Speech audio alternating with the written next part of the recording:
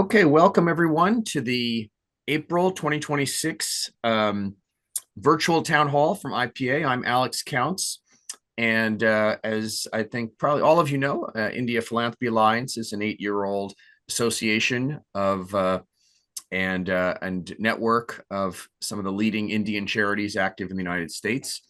And we're thrilled that you're joining us, whether you're whatever your relationship is with IPA. And I'm Alex Counts, again, the executive director, and we have these virtual town halls almost every month. Occasionally, we didn't have one in March because we were all very busy with India Giving Day, or many of us were. We typically don't have it in August, but pretty much every other month we have it. And we have topics, we choose topics and speakers that we think are of interest to our community. If you have a topic you'd like us to cover, let me know. We'll try to find a good speaker on it. If you have a speaker that really you think has expertise that's useful to organizations like yours, let us know, and we'll try to build a topic around that speaker's strengths. Some of the upcoming town halls that we have, one is related to mid-range giving and retail giving, and we're going to be talking about a technique that I first used when I was the CEO of American India Foundation, called thankathons, where over the summer months you try to thank as many of your donors by telephone as possible, following a script and making it a fun process for volunteers and employees who want to do that. And the science says that really improves retention and renewal later in the year when you come back to solicit them. Today's topic is about philanthropic trends in India. You know, there's so many trends in the world that are troubling, whether they're related to war, wealth concentration, environmental degradation. And so when I was meeting with some of my friends at Sattva, when I was in Bangalore recently, and I learned of some of these positive, exciting trends in philanthropy in India, some of which I was aware of, some of which I wasn't, but I hadn't really put the whole thing together. I said, wow, this is something we want to cover in a virtual town hall. And we were originally scheduled to do this in July, but we decided to move it up to April. And so as is our typical, I will ask 2 to 3 questions of our speakers in the first half of the hour, and then I'll open it up to all of you to ask questions or to contribute your own expertise. Maybe you know some good news that's happening in the philanthropy landscape in India or in the US that you want to contribute that complements what you're hearing from the speakers.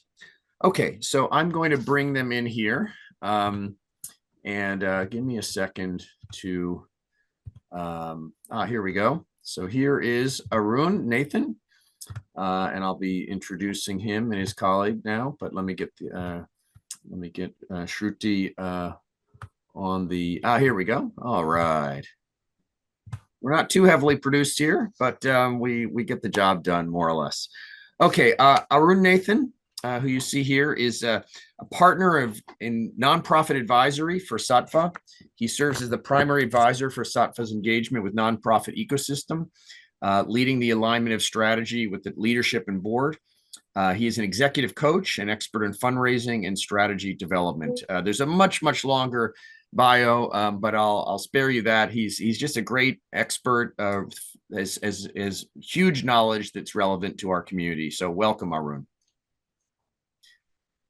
Secondly, I want to invite his colleague, Shruti Bharath, associate principal at Sattva. Shruti brings 16 years of cross-sector experience across the private sector, nonprofit, social enterprise, startups, and social impact consulting.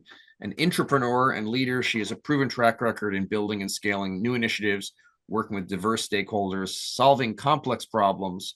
And we have a lot of complex problems in the world right now, so we need you. We definitely need you. And communicating with clarity and influence, also not universal skills by any means. So welcome to both of you. We're so pleased you're here. And I think, Arun, you were going to take the first question, so let me go. But you guys jump in however you choose. And I'm going to continue to, people are signing in here. So Arun, when you and I met in Bangalore last month, you described some exciting developments in the philanthropy ecosystem in India. Can you summarize some of the most important developments, especially those that are not yet well appreciated and understood? Sure. Hi, Alex, and hi, all. I thank you so much for this opportunity to be part of this town hall here. And I can see a lot of familiar faces, so it's great to be among friends here. So let me just start off, Alex, with your question. And a lot of what I'm also trying to kind of share in terms of learning has been by virtue of the fact that Sattva as a company and as an impact consulting firm has had the privilege and opportunity to be able to work with nonprofits, one, but in addition to that, the entire spectrum of funders, including corporate social responsibility, CSRs, family philanthropy, international foundations, and also with the government. And this has really been great because it helped us see some of these trends that we are now kind of seeing as very exciting. So the first very interesting trend that we are seeing is particularly about the philanthropic capital which is available in India. As we look at secondary data and also look at our own clients, we work with about 100 corporates and a large number of philanthropists who are also bringing in money into the space. Our reading has been that as on date, the amount of philanthropic capital available in India is unprecedented. There was never a time in history when there was so much money. That's been our first and continuing exciting insight. The second interesting insight here is the nature of the money that is kind of coming in here. Out of the 1.4 lakh crores, which is estimated to be the money flowing into the impact space in India, over 80% of this philanthropic capital is domestic, right? And so just in terms of quantum, it is the domestic market which has got the most amount of capital today. What is even more interesting is the fact that the rate of growth of domestic capital far outstrips the rate of growth of foreign philanthropic capital into India. So for a lot of the partners that we work with, our submission has always been that if India is a geography of interest and you plan to be in India medium to long term, then really being able to leverage this buoyancy in the domestic philanthropy capital is no longer a question of if, it is a question of when. So that's what we've kind of seen. So this is one about the overall quantum of money, the way in which this fund is growing, and the domestic versus international nature of the funds. Now, since we were also working with a lot of funders on one side and the nonprofits on the other side, we also had the privilege of hearing from both the funder side and also the nonprofit side. On the nonprofit side, we continue to hear that getting capital is challenging. So it is across the spectrum. But we hear that there are a lot of challenges being able to access, leverage the philanthropic capital to one side. Interestingly, on the funder side that we work with, there seems to be a lot of struggle in being able to spend the money that the funders have, right? And we are like, hey, what's happening on both sides? There seems to be struggle on both sides. So last year we did a study to be able to figure out where does the truth lie in this entire piece. And based on our study, we were able to realize that the implementing non-profits in India do not absorb more than 30% of the available philanthropic capital available in India. Right? So, and which was an important learning for us because the question is no longer, as we see it, availability of capital. The question is primarily ability to leverage the capital. And we see this as two different issues. So this is the other exciting element that kind of came.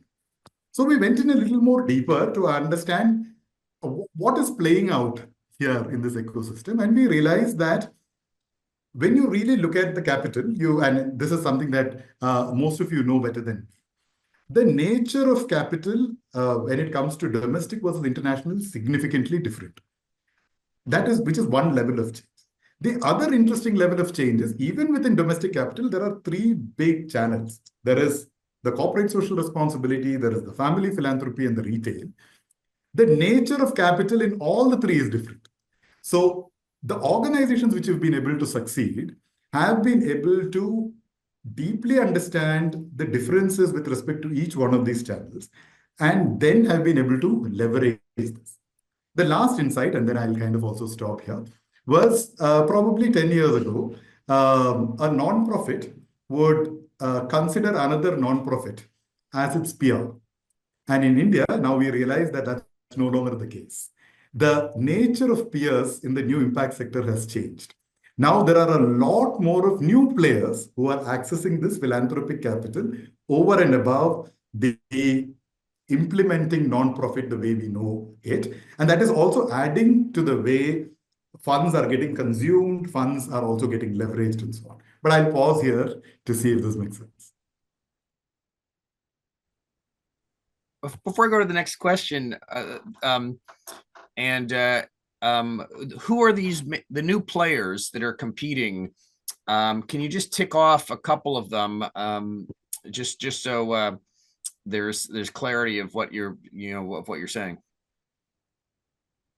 Yeah, absolutely. So today you've got an entire genre of organizations called the corporate foundations which are implemented. You've got a number of implementing organizations set up by philanthropists. You have universities competing for the same philanthropic capital that an implementing nonprofit was able to do. You've got healthcare institutions coming into the space. In India, incubators are a big area, which are also kind of focusing on it. So the spectrum of institutions which are absorbing this capital seems to be varied and now across the spectrum, and many of them having their own pros and cons as they are kind of dealing with this world. Very, very interesting. Maybe in the second half, and I see some hands going up, which we'll be taking shortly. Second question, which is to either or both of you. Okay, so there are these new trends. There are the things that the system is changing. There's more players. There's more money sloshing around. And it's composed of different ways.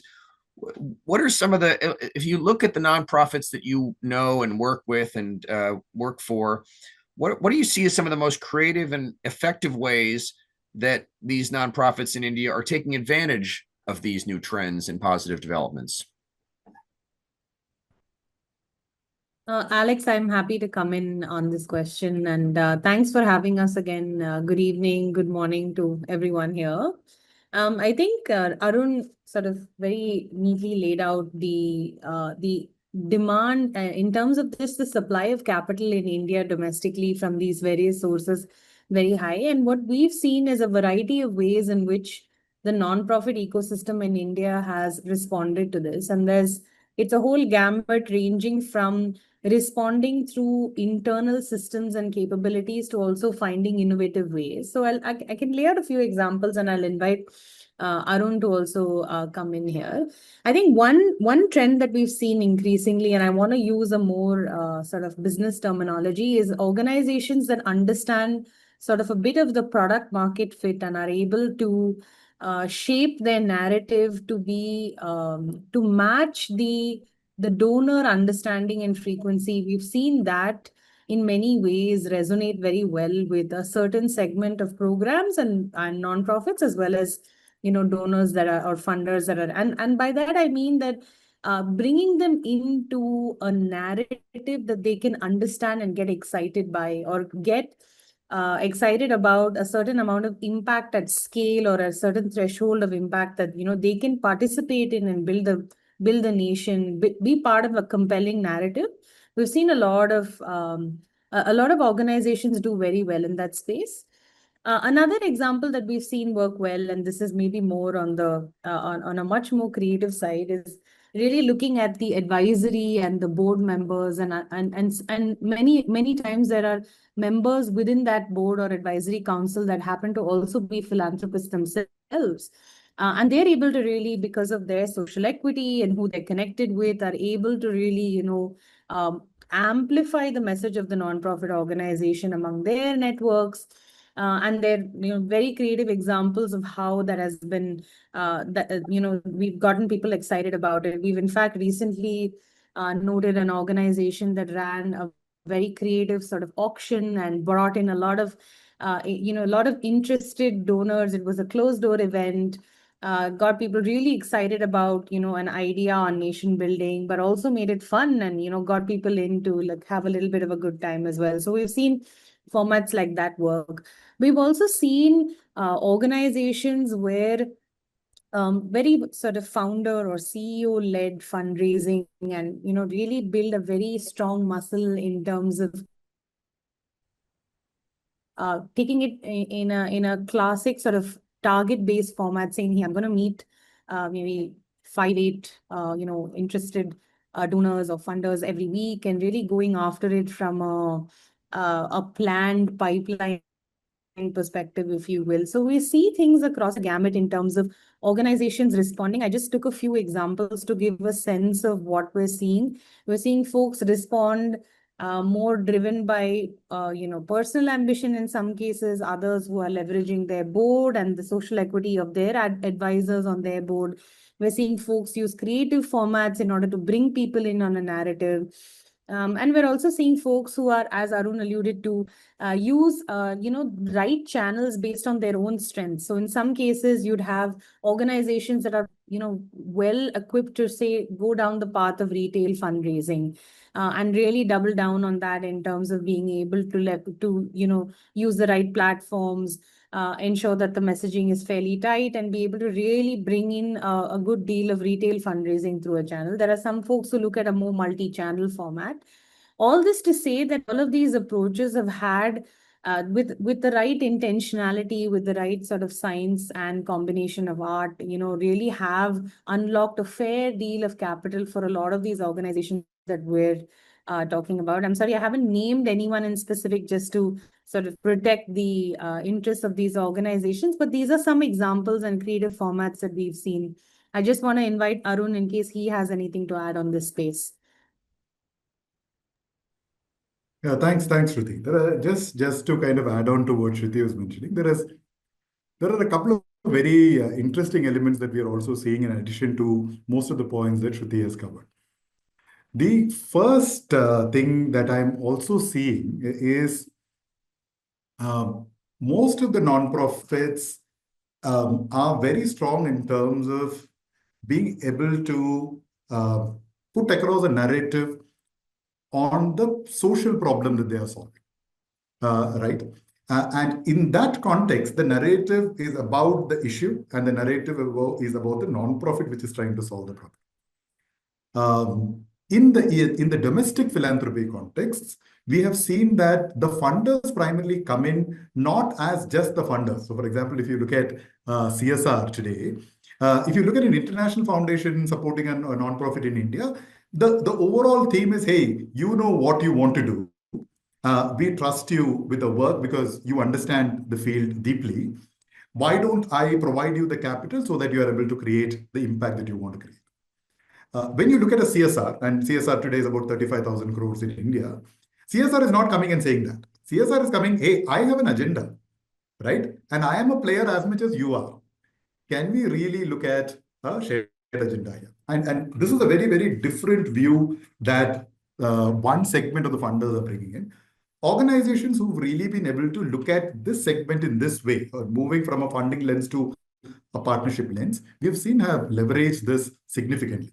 So to a large extent, we've seen a mindset shift has unlocked organizations' potential to kind of build this. And when I say this, I'm not saying funding for the sake of funding, but funding for the sake of the purpose for which the organization has been set up. I think that is one definite thing that we are seeing. The second element is definitely the fact of really having a good strategy to be able to get this. So let me again take the example of CSR since I've started with this. If you really look at India and look at the 35,000 crores coming into India, this is being contributed by 20,000 companies. The largest nonprofits that we work with do not even work with 1% of these companies. You don't need so many companies. The idea is to be able to identify those 50, 70 organizations where there is a mission alignment with that you're able to do. Ability to really go laser sharp and identify those becomes extremely important. And today, the amount of philanthropic capital, the amount of data available in India about philanthropy today is unprecedented. So the data-led approach we have seen has been a significant differentiator in terms of organizations who've been able to do. So there is in addition to what Shruti has mentioned, the idea of mindset, the idea of data-led approach, the idea of we versus just me and what I want to do, have been key differentiators of what we have seen in this ecosystem. Before we get to the last question that I'll ask, Shruti, you use the term understanding the product market fit, which myself and others might not have heard so much in the philanthropic context. Could you give a real or hypothetical example of what it looks like for an organization to understand that and apply that insight effectively? Sure. I'll do my best to give an example without necessarily talking about a specific organization. I think Arun also brought up that point in what he mentioned earlier, is that nonprofits are deeply passionate and committed to the work they're doing and have a very, the framing is very rooted in the challenge or the issue that they're trying to address with all of their programming work.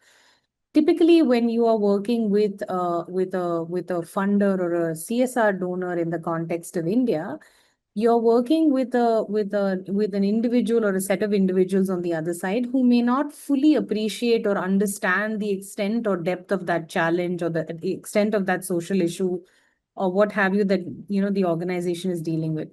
What we found is it's often, as Arun said, important to understand to an extent what their agenda may be, what they're committed to as an organization, whether that intersects with an organizational level value system, whether that intersects with a business value that they hold. Having a deeper understanding of that and being able to communicate how the work that the organization is committed to intersects with that interest is, I think, where you can meet the funder in the middle. And I'll give you maybe I'll try to give you one or two examples. We've recently worked with an organization that does extremely compelling work in educational research. This is an organization whose DNA is research to build evidence to improve education policy in India. And therefore, their DNA is really in running STEM programs in schools, reaching last mile centers within rural sort of really, back of beyond sort of areas and geographic areas in the country, and making sure that every child has access to quality STEM education. Now, while this is an extremely compelling narrative and is powerful and extremely useful to a country like India, getting a funder to be interested in this specific cause of STEM and also making sure that there is last mile access, but also being able to take the evidence of this programming up to, say, a policy level change in the country is a very, very dense conversation. So I think one of the recommendations that we've had in the context of organizations like this is to, while Arun said there are 20,000 organizations, any non-profit organization would only ever have to maybe address 20 to 30 of these organizations to remain funded and in good progress.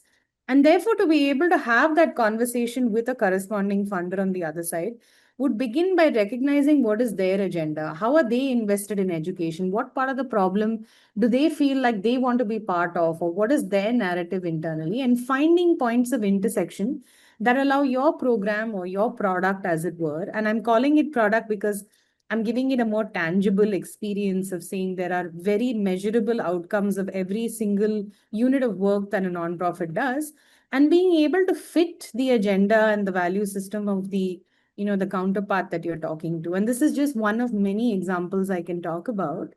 In fact, very recently, we had a conversation with an organization that does extremely detailed work across advocacy, policy, implementation, community work on animal protection. It's a very, very niche area in a country like India.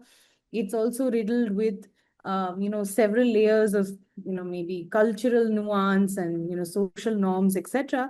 And when you're dealing with such a complex problem, the ability to be able to connect with a funder on the other side who maybe doesn't have even the complete picture of the exact problem or doesn't fully understand or grasp what they're working with, finding the intersectionality and being able to engage at that level, at the level of the intersection is often very useful and a very productive conversation, and brings people into the narrative and humanizes and sort of brings that element of understanding into the conversation. And we've seen that play out very effectively in most cases.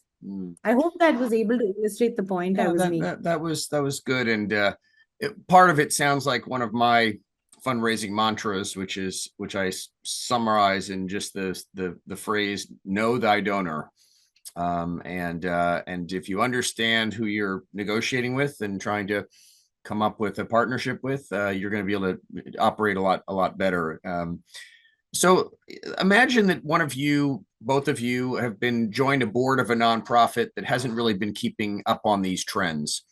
And so they ask you, what should we be doing to optimize revenue in this new environment? What are some of the things you'd advise them to do, whether it's from an HR perspective, a branding perspective, a donor engagement perspective, a social media, what would you advise them to do, especially things that you might not have advised them to do 5 or 10 years ago, because these are really responding to new developments in the ecosystem. And what would be a handful of things you'd say that you all should probably look at X, Y, and Z and put more resources into A, B, and C? What would you tell them? So Alex, I can go first, and Shruti, do come in. So I think I continue to be on the board of a few organizations, and I think from what we are seeing again in the ecosystem, I think if I were to pick up this particular example, the first thing that I would definitely work with the board and also the leadership is not actually relating to fundraising. The biggest enabler or constraint in fundraising is actually not the fundraising strategy, but we have seen is the element of strategic clarity. I think this simple question of what is the problem that you are trying to solve looks like a very harmless and simple question. As you approach this question deeply, it just uncovers multiple layers. And we have seen that organizations consistently being able to raise purpose-centric capital are organizations which have got very, very clear definition of what is the problem that you're trying to solve. And the reason why this is so much important is also because in the nonprofit space, we find that organizations start with that particular purpose in mind because there is either a real life experience that they have gone through, the founders have gone through, and so on. But over a period of time, they start experiencing that they are becoming activity dense and outcome lean, right? And that is an important element. So as a first step, my submission would be, are we internally clear what is the problem that we are trying to solve? I'm not talking about activities. I think that's number one. The second element is the moment we are talking about the problem that we are trying to solve, I've always also seen that the denominator thinking has a set of takers. So what is the scale at which I'm trying to solve this particular problem? If again, you talk about a geography and a market like India, today every problem exists at significant scale and significant complexity. Right? So bringing in the sense of how do I solve problems at denominator, I think is the second submission that I have. The third element is the entire piece that Shruti was talking about internal preparedness. For me, the internal preparedness are at 3 big levels, right? So the first level is with respect to the strategy. Do I have the right strategy that helps me go laser sharp? The idea of boiling the ocean should not be there. Because all nonprofits at any given point in time, irrespective of the size at which they operate, always operate with constrained resources.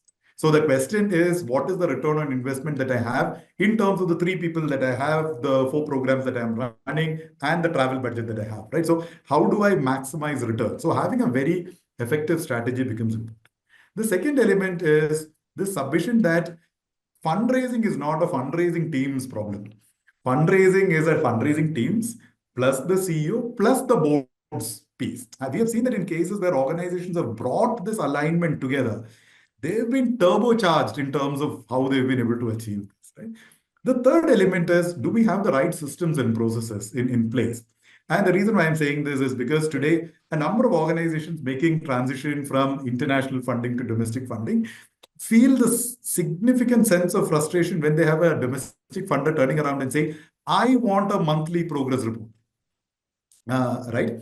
Now, irrespective of whether that ask is justified or not, do you have the right systems that is able to churn the kind of need which is there for the funder in this particular case? Becomes an extremely important piece. And we have seen organizations really leverage technology and automation in a very material manner to be able to consistently, sharply bring about reporting. And I'm just taking reporting as an example. One last piece, and I'll again pause. Alex, I'm going to add one more nuance of this non-profit that you're talking about. If this non-profit is a non-profit which is over 50% money from FCRA, which is over 50% money which is coming from foreign resources, my submission to this particular organization that I'm on the board of would be that this is no longer just a fundraising problem. This is a cultural shift. It has to be viewed as a cultural shift. A fundraising strategy will not solve for it. And the reason why that is important is because then the definition of how do I approach this is also very different. I'm not going to then be disruptive, but I'm going to give it the time so that the organization can sustainably move from the current orbit that it is working to the other one. And we have seen many organizations who believe that we can make this shift and then create, and there is a lot of friction. Like, for example, you would see that the moment you start moving in, the program team sits out there and say, hey, international funding, when the money came in, there were no so many questions. Now, why are you asking me so many questions? So as you can see, it is no longer just the fundraising team piece. But I'll just pause here. Shruti, if you have anything to add, please do come in. I think, Arun, you did a great job of covering all of the points. These are definitely a lot of the ingredients to sort of build the right fundraising engine. So, Alex, back to you. Okay, well, I'm going to open it up. I think that Neha Gupta had a question, though she may have taken her hand down, but we'll see if she wants to kick us off. In using AI to and automation to respond to some of these donor requests for reports and other things, I'll just mention that IPA is organizing a training, AI for nonprofits, with our partner DigiMentors.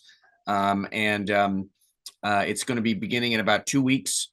It'll be 4 sessions. It's pretty inexpensive, and there are even some kind of partial scholarships available. So if you're interested in that and you haven't heard about this, we've just been announcing it in the last week or so. Let us know. And honestly, it's going to be very basic. You don't need to come with a lot of knowledge. The origin of this was I went to Sri Srinivasan and I said, I'm good at a lot of things with nonprofits. I've been doing this for 30 years, but I think I'm falling behind AI. Can you kind of tutor me? And he said, sure, but why don't we involve some other people? And so that's why we put together this course. Neha, why don't you break the ice here and ask our panelists whatever questions you have. Yeah, Arun and Shruti, thank you so much for sharing your wisdom. And I think it is probably for everybody here really hopeful to hear in capital availability in domestic capital, because FCRA continues to be this sort of nebulous thing that keeps evolving and gives everybody heart attack periodically, right? So I think there's not probably any organization that works heavily in India that doesn't want to raise more domestic support.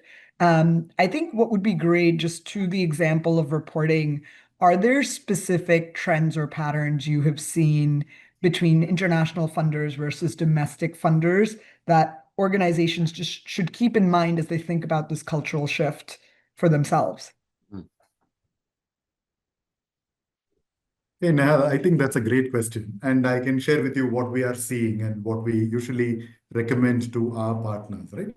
I think the first and the most important element here is the role that the funder is playing. And I'm going to go back to what I shared. In most of the international funding conversations, and the reason why I'm also sharing this is because before consulting, I spent almost like a decade in the funding space as a funder. And before that, a decade plus as a nonprofit leader. So I have had the privilege and opportunity to look at it from different vantage points. From an international funding standpoint, the larger core belief is you know what you want to do in the geography that you want to do. My role in furthering impact is really to enable you to do it.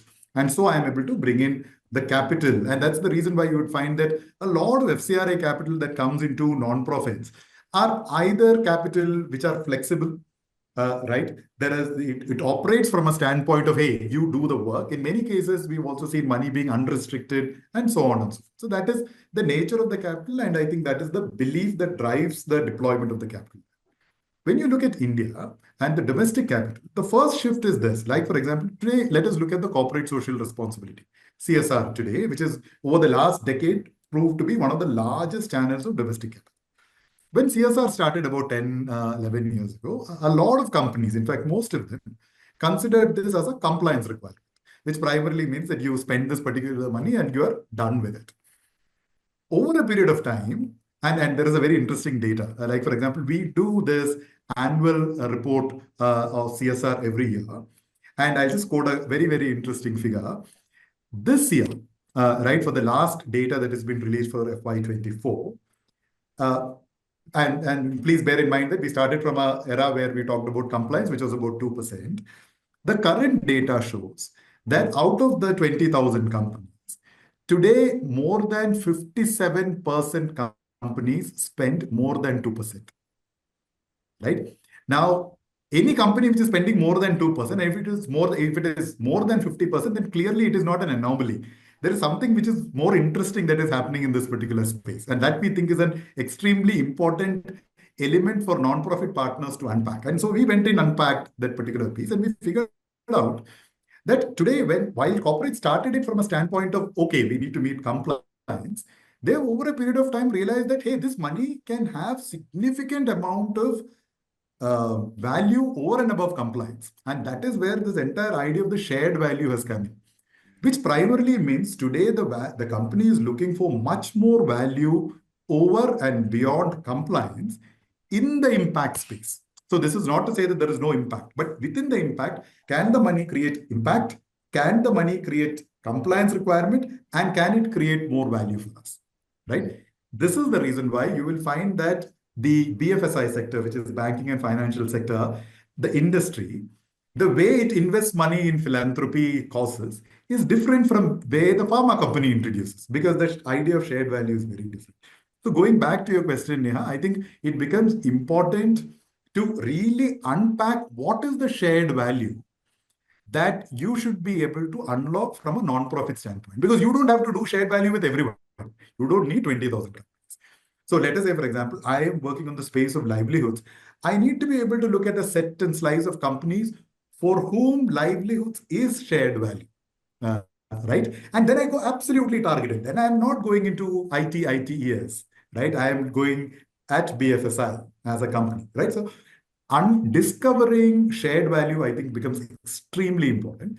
But I think the only element that we also need to be keeping in mind is the fact that I've also been privy to a lot of organizations who, just because of the fact that different companies and different philanthropists have different needs, have prioritized getting capital as an important first point of achievement.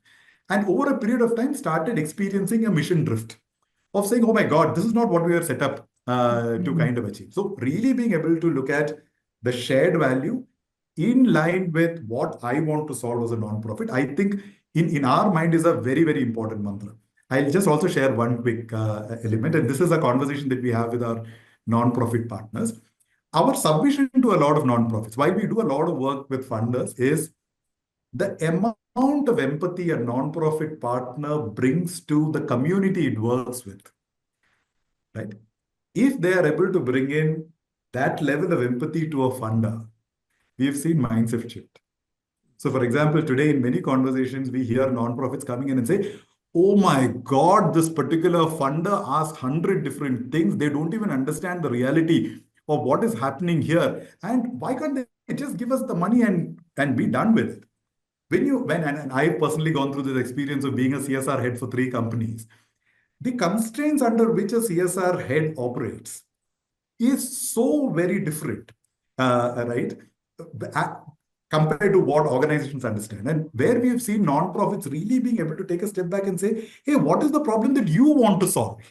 Right? Bringing the other in the conversation, we have seen relationships getting built, long-term multi-year partnerships getting built, and significant amount of philanthropic capital flow. I know it's a long answer to your question, but I thought it's an extremely important question. Thanks, Neha, so much for bringing this up. No, I really appreciate it. I think that last point is a really incredible one and probably not on many people's radar. So I appreciate it. You know, we're going to go to Lee Tran from Myriad USA, but just that 57% figure really struck me. I can think about just 5 or 10 years ago when we were saying, well, what happens for the corporations that fall way below the 2%? Like, how do they deal with that from a compliance standpoint? And to know that more than half are actually overshooting, it seems to be a significant change. But let me, Lee, you're on. Thanks, Welcome. Alex. Thanks for bringing this conversation. Hi, Arun and Shruti. Very long-time friends here. So really great insights that you shared today. I really love to pick on, it's a follow-up question from the previous one, actually. I'm really keen to understand more about how international donors collaborate with domestic donors. I mean, at Myriad USA, we are constantly working with US donors who are interested in supporting India. And one of the things that I constantly talking to donors about, and some of our donors are on the call, I'm not going to call them out, but this has been the conversation there is, please go and fund together with your peers and your peer philanthropists in India, right? Because I totally agree with you that there's so much going on in India. The progress is happening there. The domestic philanthropy is taking the driving seat. International donors should be really going in together and leverage that momentum. But the question is how, particularly, folks sitting in the US thinking of collaborating with domestic donors in India. They don't have the network, they don't know how to, and to your point, the culture of giving is very different. So my curiosity is, who should be driving, who should be igniting and creating these partnerships? Should that be driven by the NGO who know their mission, who are connecting with all these donors and doing that work of aligning mission, as you shared beautifully, or is it the role of folks like IPA, like Myriad USA, where we're acting as the bridge between international donors and the domestic philanthropies, to playing that bridge role to create, to inspire, to structure such partnerships. So to me, it's really how could we create these partnerships? And because I totally agree that domestic, regional, and global donors should be working together for a common goal. Great. Hey, Lee, I can quickly come in, and Shruti, please do jump in at any point in time. So I think it's a great question, and I'm just going to take a step back in this particular case. I have seen that typically a lot of evolved funders, whether they are domestic or international, are really excited by the idea that if you are able to invest $1, then are you able to leverage, let's say, for example, X dollars worth of impact.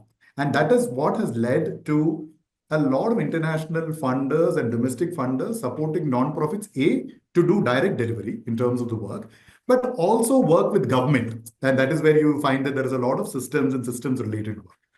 I think today there is a very, very similar opportunity available within the philanthropy sector. So every dollar of international fund today, I think, has a significant opportunity to influence a significant sum of philanthropic capital from the domestic space. And I think that is a very, very real possibility. That's number one. Number two is from where we are located, Lee, and I'm saying this from our daily lived experience of working with philanthropists, corporates, funders, and so on. I think today, you look at corporates and CSR, even within CSR, the different companies are across a spectrum. There are some organizations which are very evolved in terms of thinking impact, and so on and so forth. There are many which are emergent. But being able to take a step back and do field building is not happened so much. So there is a great opportunity to do field building with CSR and corporate social responsibility space.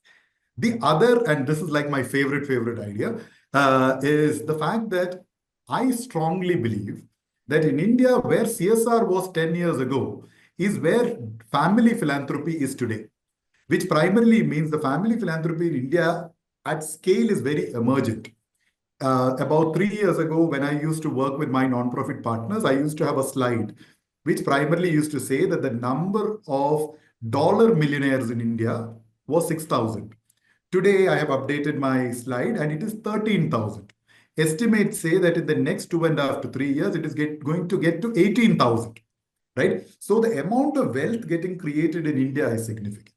However, domestic philanthropy is a space where you can actually shape philanthropy very well. And that is where I think the great experience of international funders really kind of come in, right? Organizations like us who kind of see this are very, very happy to collaborate and bring together this entire nurturing of the domestic philanthropy space. And I think it is a very, very potent opportunity in the next 5 to 10 years.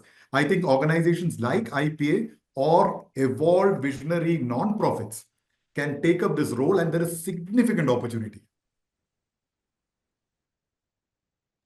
Thanks, Shruti, Arun. We need to, that's our follow-up conversation there. good.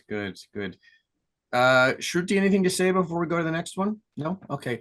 I have one question I'm going to hope to sneak in after, but Preeti has been patiently waiting. And so, Preeti, go right ahead. Can you hear me? You're I am so sorry. I was talking to myself then. okay. Thanks, Alex. Hi, Arun. Hi, Shruti. Thank you for this incredibly informative session. So I had a very simple question. How does one, I mean, we're in the process of making that shift. We're trying to raise domestic capital. How does one go about finding that shared value? That's my first question. And the second question is there truth to the fact that CSRs tend to fund locationally? What I mean by that is, if they're based in Bangalore, do they like sort of funding within a radius of, say, X kilometers from where they're located? Thank you. Preeti, I think that's a great question. In fact, I can see that both of these questions are related, right? So I think the way we've kind of seen this is really to be able to look at, let's say, for example, companies and say, are there different pathways to investing? And if so, what is creating most value to the company by deploying CSR? We have broadly seen that companies, when they imagine shared value, in addition to compliance, broadly either channel it towards opportunities or towards mitigating risk. This is very broad at this point. Acha, what does opportunities mean?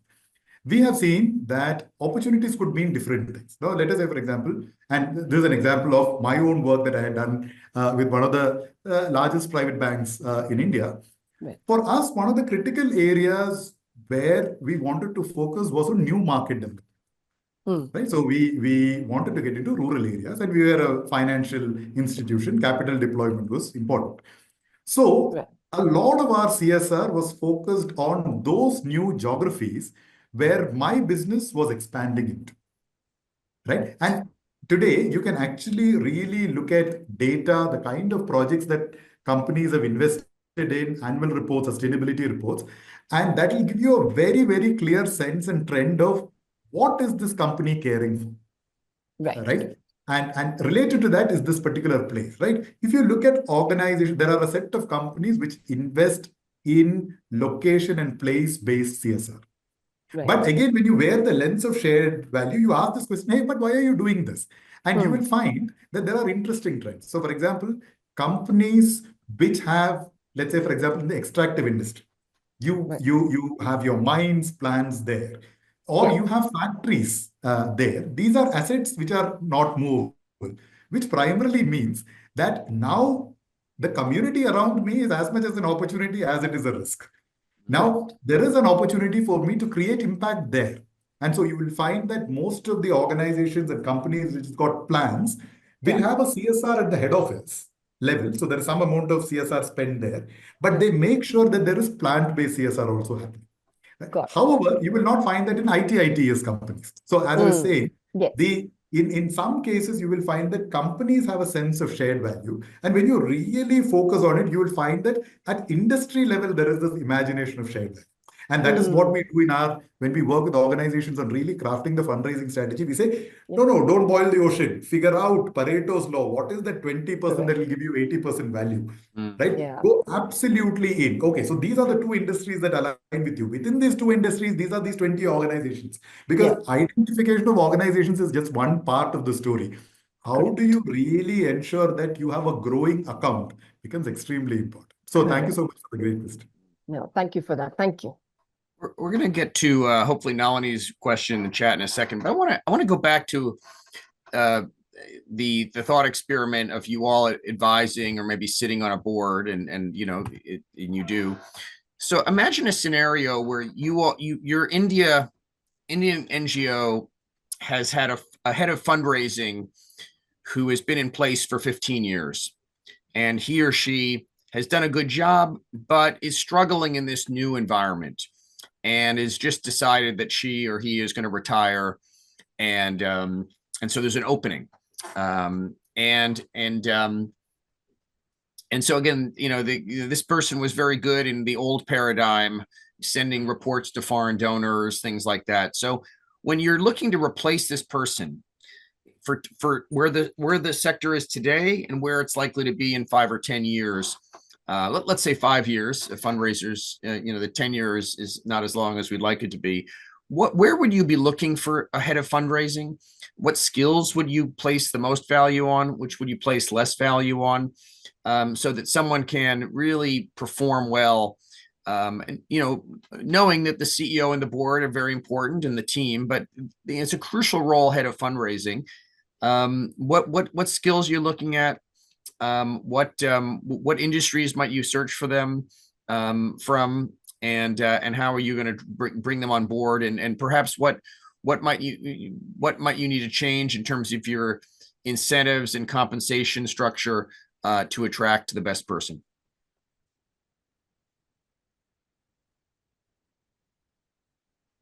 Alex, again, a great question, because this is a question that a lot of our clients are also kind of working with, because in some cases you've got the fundraising teams, but the scenario seems to be kind of also changing. So there is this larger question of saying, if we were to bring in new people, how do we do it? And again, I'll share with you what we are seeing in the ecosystem, right? One of the critical elements that I have personally seen is, I've seen a spectrum of fundraisers, with some fundraisers who are like, oh my God, the world has gone to dogs, right? To a set of fundraisers who are like, hey, how do we make this happen? The question is not about whether I can raise it or not. The question is, how do I make it? And we have found that organizations and fundraisers who are bringing in that view and the imagination of the possibility, I think, becomes an extremely important piece. Because here is a person who is not saying there is a problem with the funder. Here the person is saying, how do I figure it out? And I can't emphasize enough the view of the mindset, or the importance of the mindset as you kind of bring it. So I think having this particular mindset of saying, how can I tune into the frequency, I think is an extremely important piece. The second element is, I think today, and this is something again that you know better than me, and this is true in domestic as much as it is true in international, people give money to people they know, right? So when I really look at a fundraiser, I'm looking at capabilities, I'm also looking at networks, right? If the fundraiser is going to use my networks to raise funds, that's okay. That's not exceptional. But if the fundraiser is able to bring own networks, that's great. I've seen very recently a couple of organizations hire for fundraisers from the funding side. Now, for example, I am a CSR head. I was a CSR head in my past views. I belong to that particular community. So the way I relate to the community, the way I understand the community is very different from if I were not part of the CSR community at all. So really being able to figure out from where do you get this particular person is important. I would definitely look for someone who's got that worldview and that experience out there, and someone who's got networks. If we are able to get these three, I think you really have someone who can change fast, who is not kind of saying, okay, this, what I have kind of discovered is the only truth. And being able to bring in that other person's perspective, I think becomes important. I have always seen that ability to listen deeply bringing in the other in the conversation, it sounds very 101, but you will find that there have been so many times, Alex, when I was the CSR head and I had nonprofits come to pitch to me, 45 minutes meeting, the nonprofit would come, would speak for 40 minutes and leave in the 5 minutes. Yeah. Right? There is no funder in the conversation. And the worst thing to leave a funder with is to get him or her the impression that they are a purse of money. Right? And funders experience that. There's no human to it. Right? And organizations who invested in this person and the fundraiser who thinks about the human beyond the money, I think are people who've been excellent and successful. Yeah. We're running short on time, but let me see. Nalini Saligram, Dr. Nalini Saligram, who's one of our board members, Leading Lights. She asked a question too. I'm going to slightly rephrase the second one. One is, how much of CSR money is going to the health sector?